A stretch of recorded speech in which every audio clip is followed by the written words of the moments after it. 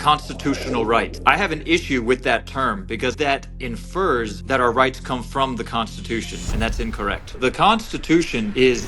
Francis Cook is a revolutionary who loves to talk about the American Constitution. He educates Americans about their rights by bringing to light various aspects of the Constitution. My day-to-day routine was basically wake up, go to this job that I didn't like. I had no time for myself. I just realized something's got to change. What led to the decision of getting into Grant Cardone's event? I realized I've been obsessing way too much about political freedom, and I don't have a whole lot of freedom in regards to finances. What led you to tell the complete story to Grant? Something I've been growing into in my personal life is the concept of being authentic rather than who society tells me to be. What are the amendments that most people don't know about that could benefit them really well? The first 10 amendments are called the Bill of Rights, and that's basically a list of things that the government cannot do. I'm going to touch on two. First, I'm going to touch on.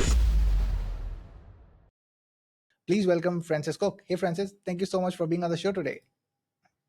RJ, thanks so much for having me. I appreciate the opportunity to speak to your audience and see what we could collaborate on today. Yeah, truly appreciate it. I would love to know about like a little bit of backstory, like prior to of you like going into like Grant Cardone event. We're gonna discuss about that too. Like what was your journey look like? What were you doing prior to that, and all that? So if you can like let us know a little bit of backstory, that would be awesome. Yeah, I appreciate that. So around the year 2017, I found myself as a full-time single father at full custody of my daughter. I was dealing with some depression and addictions and post-traumatic stress. I was working in the restaurant industry. I was a bartender, and I had been working in that restaurant industry for a good 10 or 15 years and had always made excuses why I never got out of the industry. And so I got to this point where my life was like kind of like down in the dumps. And I remember getting home from work one day and I just pulled my car into the driveway. I looked to my left and I saw that my grass was overgrown. The yard looked like a mess. Um, my day-to-day routine at that time was basically wake up, bring my daughter to preschool, go to the work, go to this job that I didn't like, uh, go home, smoke a cigarette, go pick her up from school, go home and like feed, make dinner, do the laundry, do the dishes. I had like no time for myself. But Yeah. I realized I got to a point where I just realized I've got to take some responsibility here. I got myself into this mess and something's got to change.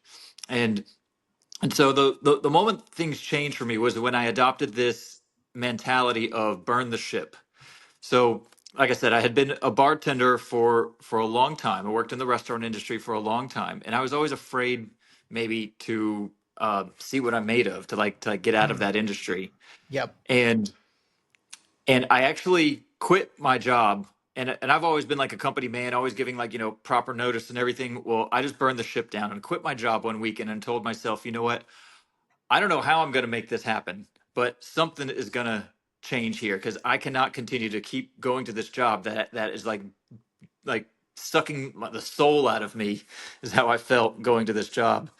And so over the course of that summer, I believe it was 2017, maybe 2018, I jumped around to a couple different jobs and I got to a low point where I was working as a courier who is somebody who just like delivers Yeah. Correct. documents for the most part from like one law firm to another. And Makes sense. I had used up all of my savings.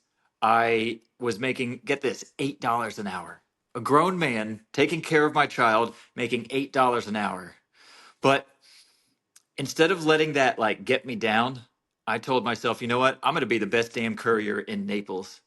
I Hmm. was walking into businesses with a smile on my face. I'm literally like snapping and humming, and I dressed really well. I wanted to present myself, really well. So I was like, going down this like personal development road and changing my mindset, changing my attitude about my life.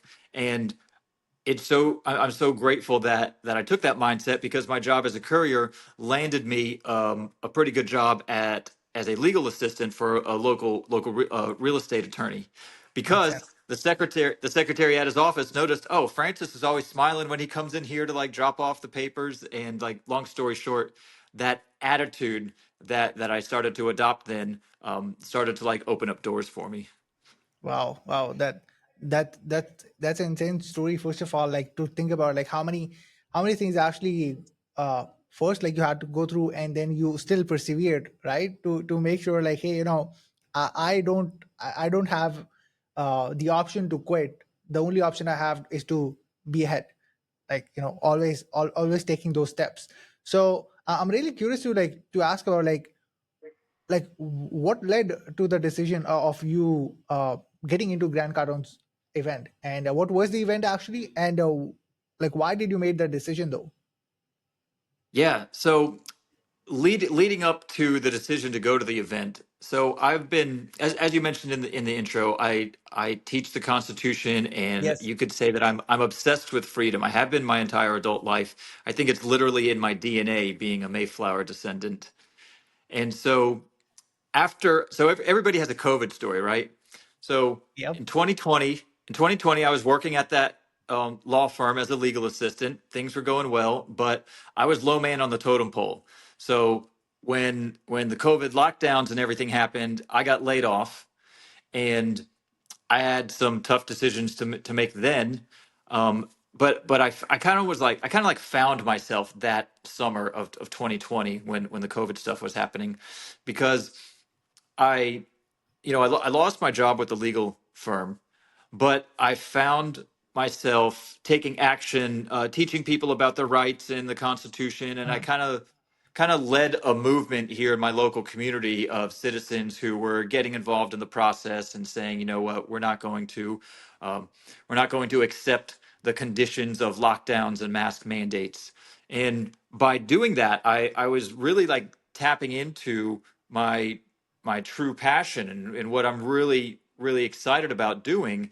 And by trusting my gut and doing what I felt was right, that actually landed me a really amazing position as the Freedom Ambassador for a store called Seed to Table here in Naples.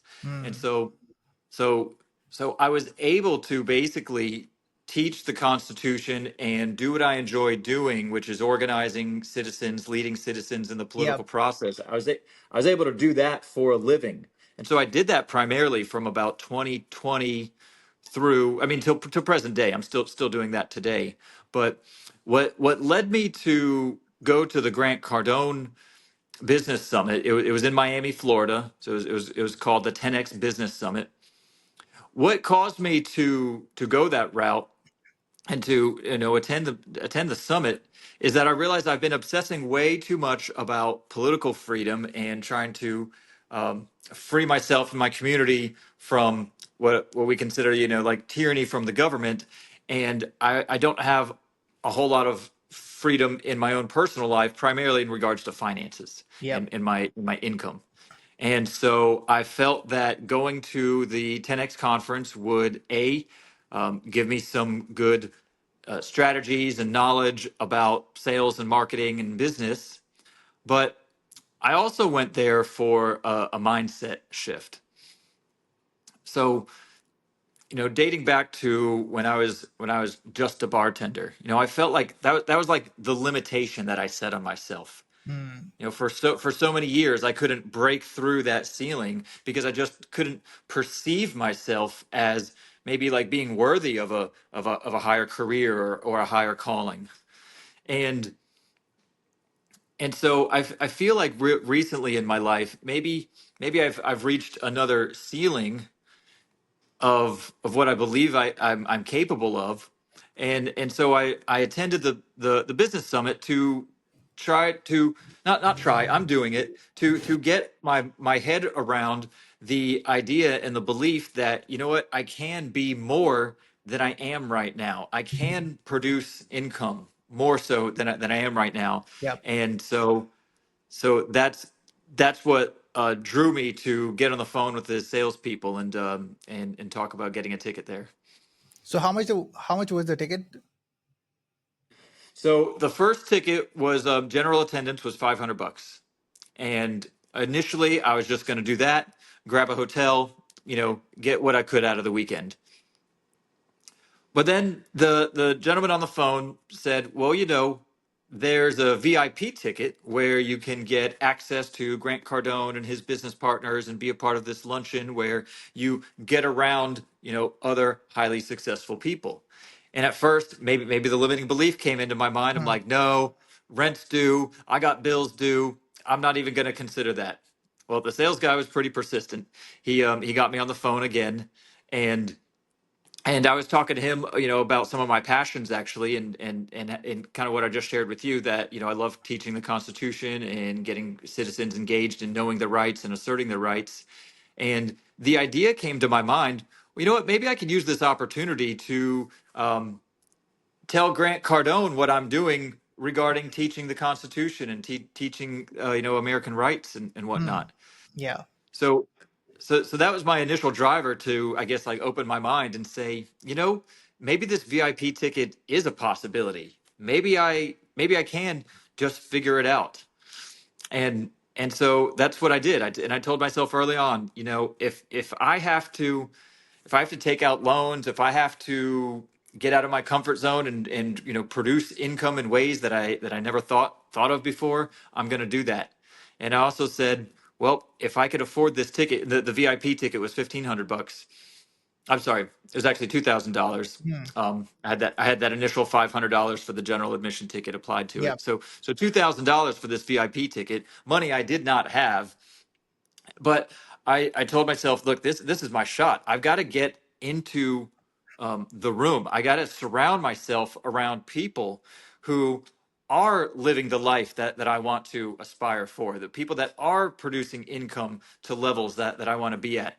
I just told myself, I've got to I've got to raise my standards and just make it happen. And B, what's the worst that happens? The worst that happens Yeah. is you fail at something and then you learn from it and just improve anyway. True. Yeah. Yeah. Wow. That's really interesting.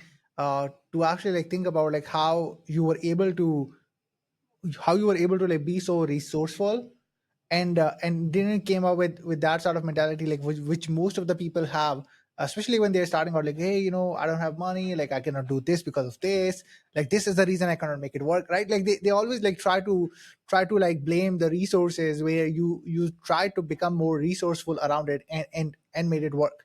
So I'm thinking about like, since you got the access now, and now you are in the room with a lot of like successful people, including Grant and his team and all the other successful people out there, how intimidating was that to be able to like be so transparent and be able to like share the message that you had, uh where most where most people usually do in the event is like they try to portray themselves a lot successful to others, right?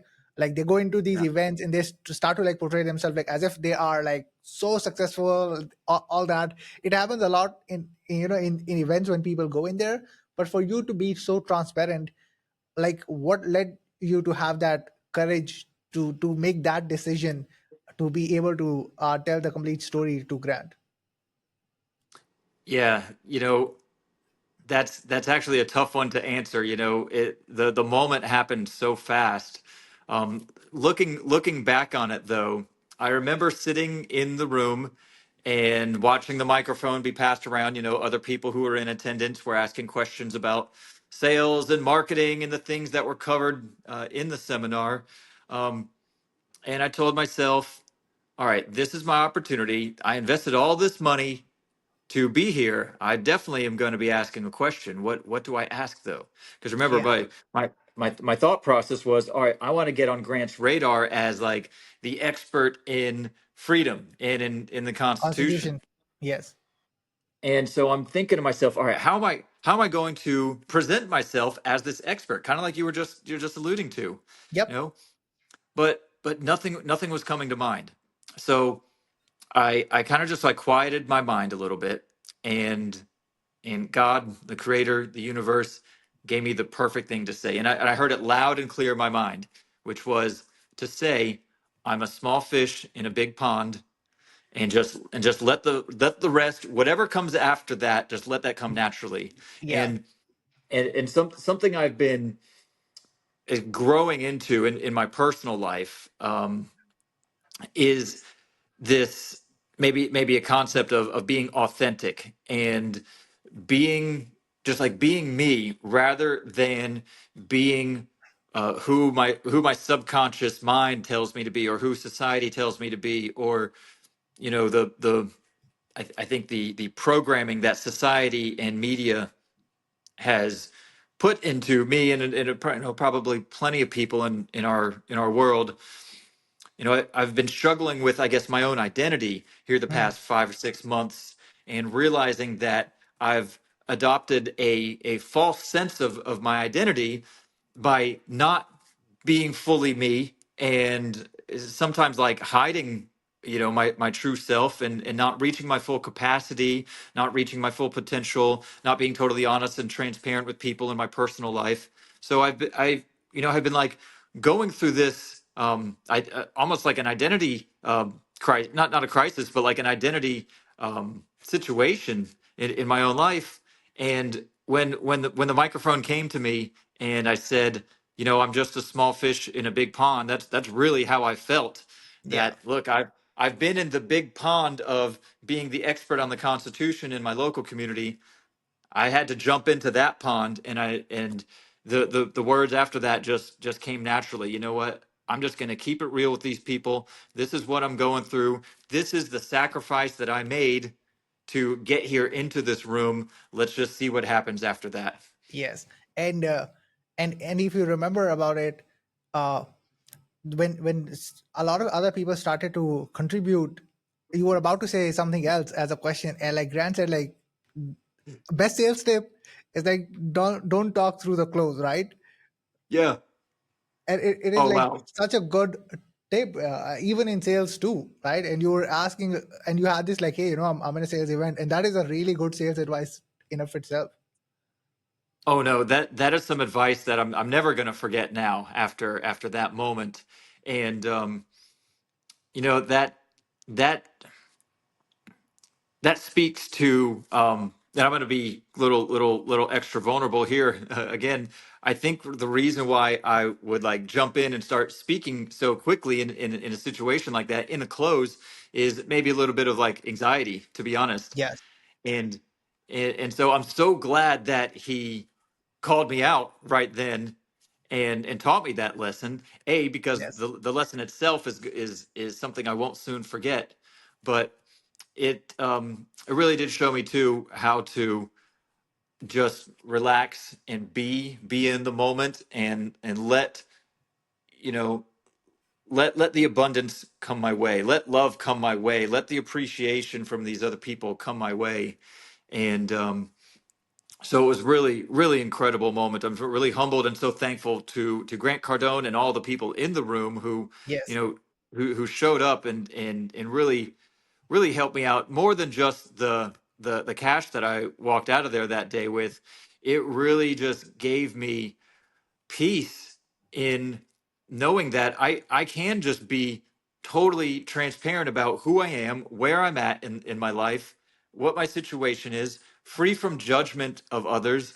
And so it showed me that being authentic and being real is is the way to go. And True. so even though it might be uncomfortable, actually, let me take that back, it definitely will be uncomfortable. And it's, you get fear, you get doubts, you get you know um, judgments from other people, or usually they're perceived judgments that I think people are giving to me when really they're not thinking about me at all. But Yeah. pushing through those things is I guess maybe just another lesson that I learned by doing that. Yeah. I mean, like that's also a really solid point. Is like people would pay a lot more attention just the way you are. It's like the way that you are is like more than enough to for people to care about you, to for people to even like buy anything from you, just the way that you are, because of you being transparent to them, and you're not trying to like show them, hey, I'm this person, where you're not, right?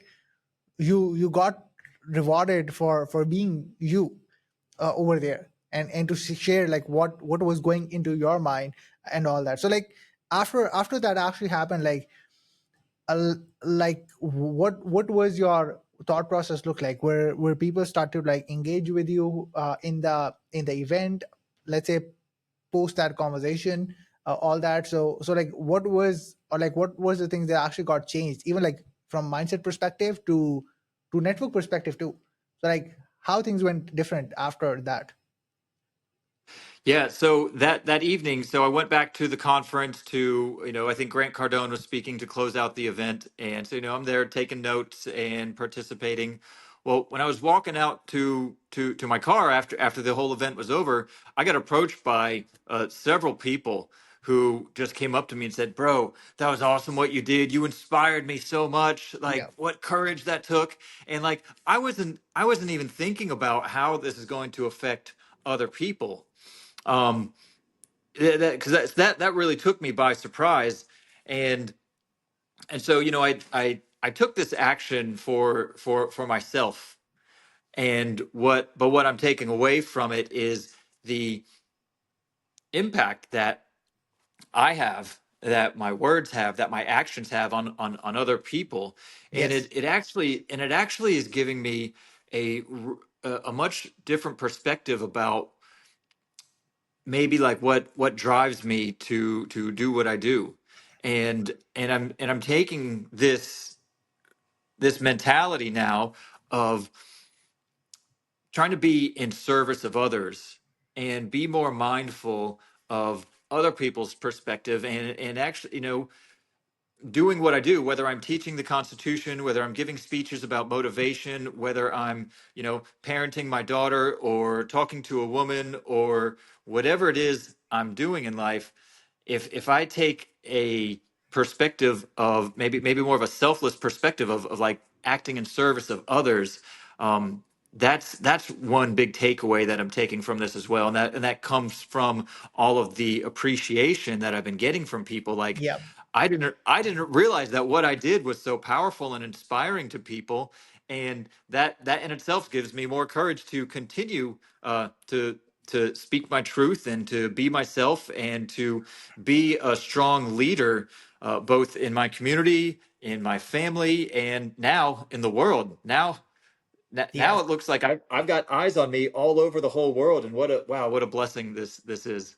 Absolutely. And yeah, like now that snippet of your life became the extended story of like what you were going through, right? Now that became the part of your story too. And like you can like start telling it to your audience about like, hey, how you got that breakthrough, and all of those things as well. Like we had like one of the guests, like we got on the show a couple of times. His name is like Steve Larson, and like he was on a bicycle. He was attending like one of like Russell Brunson's event. It was called like Funnel Hacking Live back in like 2015 and 16. He traded building like websites or funnels to buy tickets to get the event ticket, and he was using bicycle to travel to get to the event. Didn't got any hotel and all of those things. And like now after around like 8 or 9 years later, like he built $10 million plus business. So but that in of itself like just became a big chunk of his like his story of like how things transformed from where he was and like now where he got to be now, which was amazing. So I'm really glad that you actually shared the story. But speaking of like you talking about the US Constitution, I'm really intrigued to have the conversation around it. Like what are the I think that the right word is like amendments, I guess, if I'm not wrong. What are the amendments that most people don't know about in the US Constitution that could benefit them really well? Let's say if they're US citizen, or even like, I don't know if it applies for non-US citizen too, living there.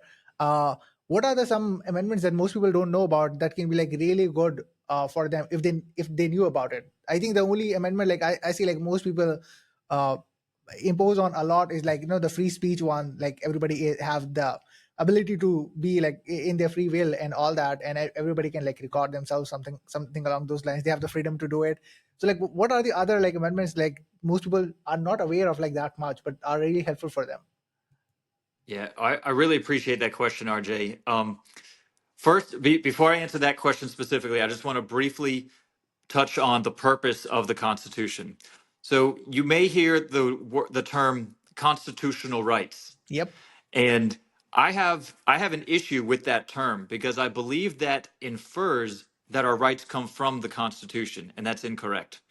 Our rights come from our Creator. They are natural, inherent rights. We have them just by being born. Hmm. And Makes so sense.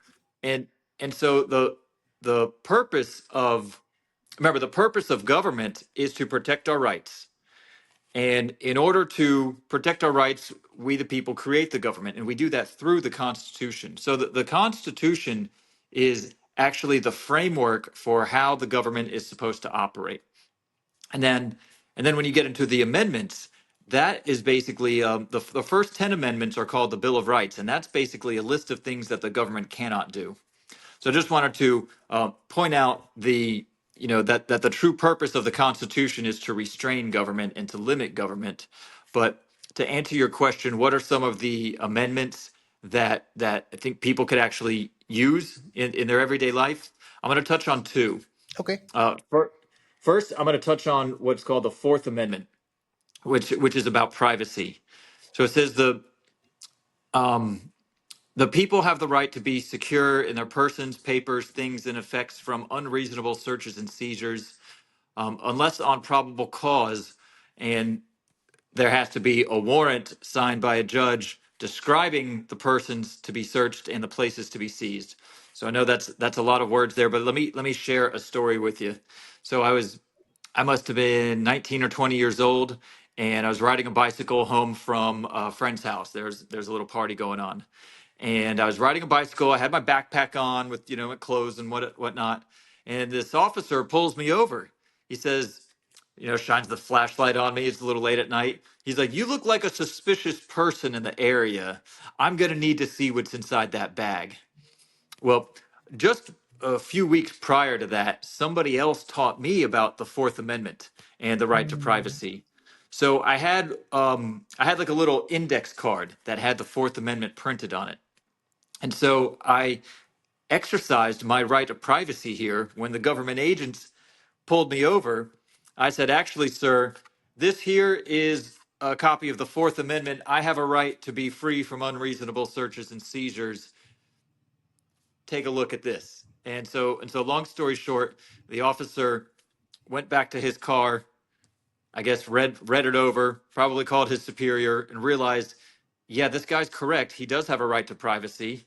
That's the Fourth Amendment in the Bill of Rights. And so he comes back and says, "Okay, you're free to go. Have a good night." Hmm. Yeah. So the Fourth Amendment is what you use if a government agent is trying to search your car, search your person, search your house, and they don't have a warrant signed by a judge. And a lot of Americans don't know that or use that. Yeah. But And what's the second one? so the second one, and it kind of ties in. So I found that just like standing up at the Grant Cardone VIP lunch to assert myself, when you're dealing with government and your rights, you got to stand up to assert those rights. They don't. It's like a muscle, If you don't exercise them, they kind of like dwindle away. So the second one is part of the First Amendment, and you mentioned freedom of speech. There's freedom of religion. There's a right of a free press. But the last 10 words of the First Amendment, I think, are very overlooked. It says that the people shall have the right peaceably to assemble and to petition the government for a redress of grievances. So, what that means is if you have an issue with your government, and that could range from anything like, you think there should be a sidewalk put in your neighborhood, or you want to make some changes at the local school board, or you want your congressman to repeal the federal income tax, anything in between. The way that we properly communicate with the government is through a petition. Makes And sense. and so that's basically you write down your grievance, you write down what the specific remedy is. You got to give them something to do. You can't just complain about Hmm. Yeah. something going on without giving them an action to take. But True. you so the way that I say you exercise the First Amendment to the fullest extent is whatever your issue is, you write up a petition, you go collect signatures from people who share your point of view, and then that gets you in the door, kind of gets you in the room with the elected representatives that you're trying to influence. Yeah, makes sense. So it means like, of course, like in most of that like democratic countries, again in some cases like the either the constitution is not be able to applied just because of the justice system of the country itself, uh, Mhm. but like but what I've understood from you is like the places where it can be exerted right, if people don't use it, that is like a disadvantage just in their own end. Either they're not familiar of it or like they aren't exercising it, right? Yeah, absolutely. That's what I call complied consent. Is if the government is doing something that's a violation of your rights, and you don't stand up and speak out, then you're consenting to whatever Yeah, action they're taking. yeah, that's interesting. And it's helpful too.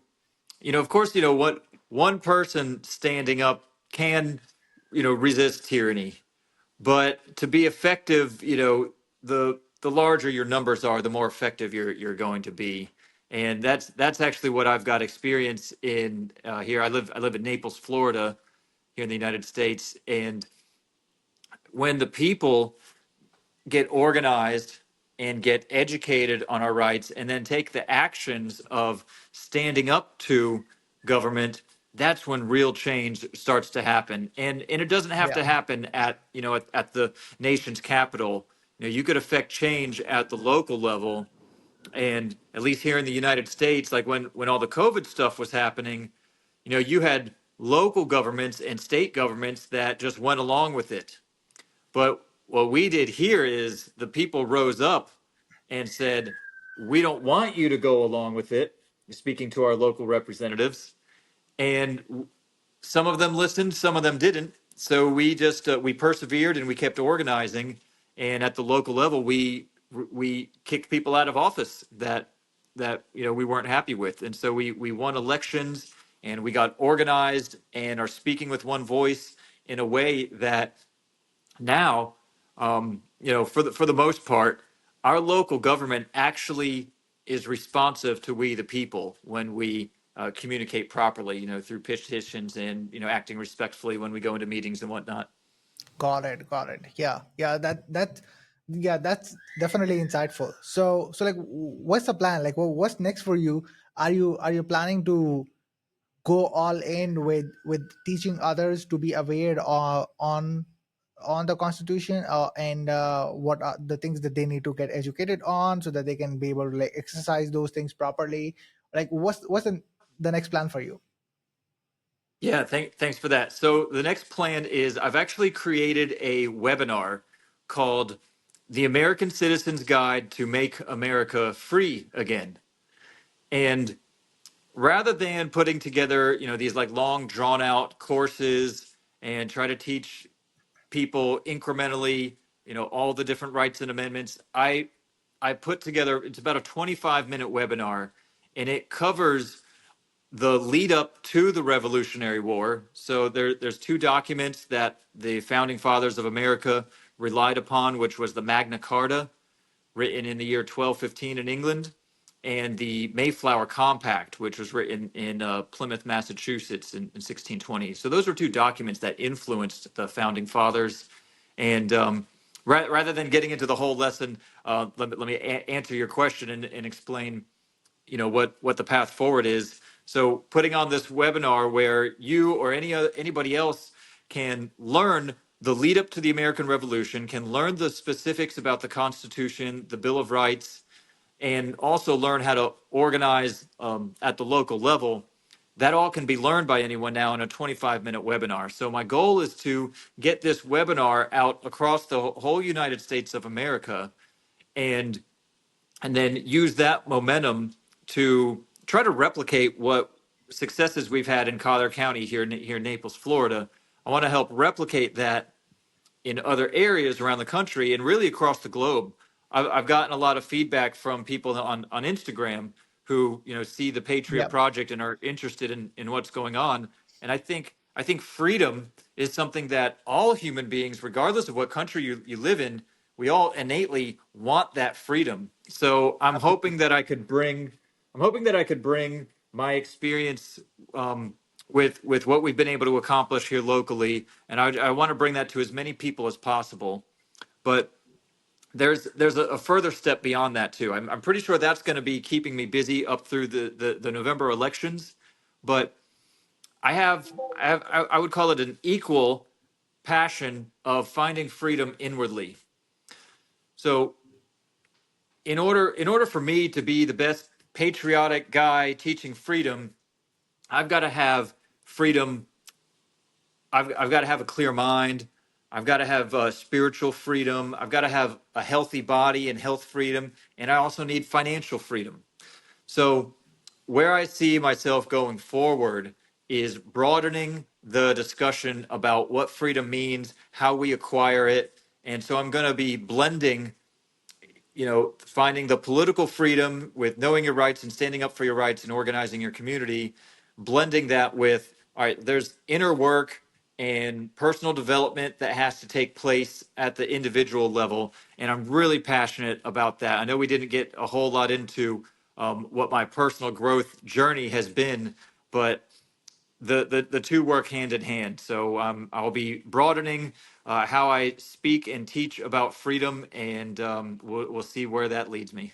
Wow, that's amazing. We will definitely post up the link in the description down below, also in the show notes, so that people can be able to register for the webinar too, if they want to like either make themselves self-aware of it, or like be able to like learn more around that, so that they can be like much more free uh based off like what they know about. So we're definitely going to post up the link in the description, also in the show notes below. And again, Francis, thank you so much for being on the show.